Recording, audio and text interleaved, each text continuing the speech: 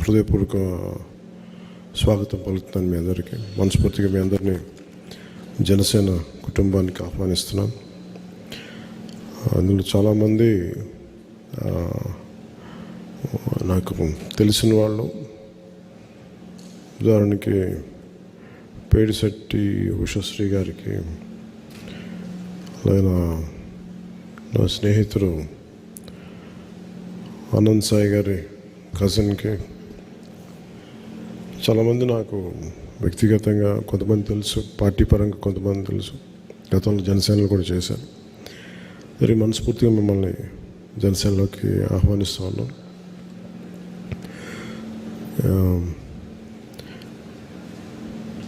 గతంలో గత 10 yearsగా first time deputy CM ప్రమాణ స్వీకారం చేసి ప్రభుత్వ బాధ్యతలు తీసుకున్నాక ఇదే ఫస్ట్ జాయినింగ్ అనుకుంటా, పొలిటికల్ జాయినింగ్. సరే, నాకు ఇష్టమైన వైజాగ్తో మొదలైంది.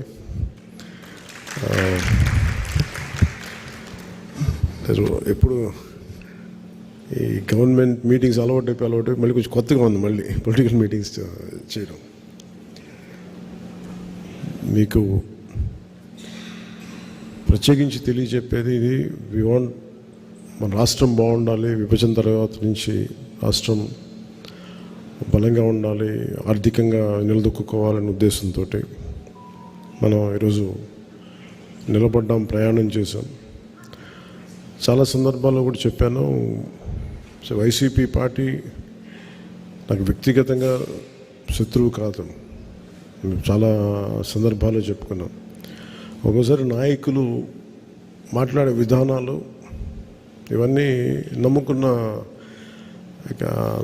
నాయకులు నష్టపోతారు. సో మాకు జనసేన పార్టీ తరఫు నుంచి మీ అందరికీ మేము మీకు బలం ఇచ్చేవాళ్ళం, మిమ్మల్ని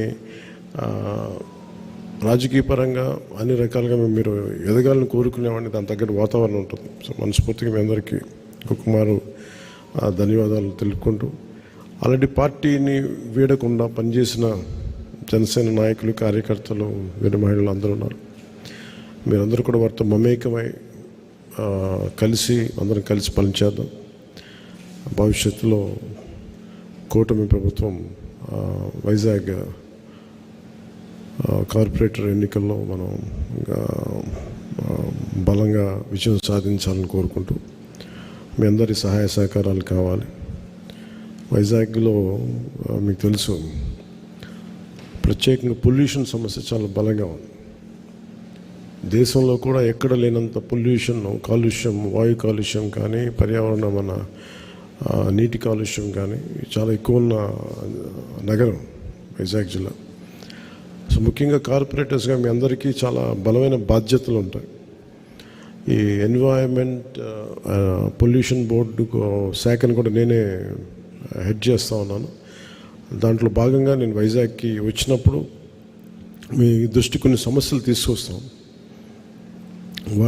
మన మధ్యన విశాఖ కాలుష్యం ఎలా ఉంది అనేది ప్రత్యేకించి వంశీకృష్ణ యాదవ్ గారు అడిగారు నన్ను అసెంబ్లీలో. ఆయన మొట్టమొదటి అడిగిన చాలా వ్యాలిడ్ ప్రశ్న అది.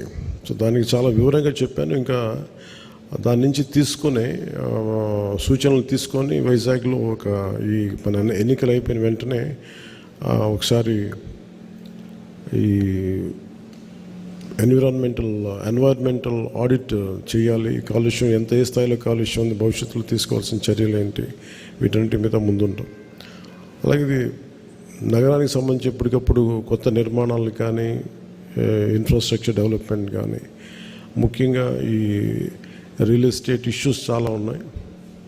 సో వాటన్నిటి మీద మనందరం కలిసికట్టుగా పోరాటం చేసి ప్రజలకు న్యాయం చేద్దామని తెలియజేసుకుంటూ, ఇక్కడికి వచ్చిన పార్టీలో జాయిన్ అయిన పుర్రె పూర్ణశ్రీ గారికి, లీలావతి శ్రీనివాస్ ఆళ్ళ గారికి, పేడిశెట్టి ఉషశ్రీ గారికి, కంటిపాము కామేశ్వర గారికి, భట్టు సూర్యకుమార్ గారికి,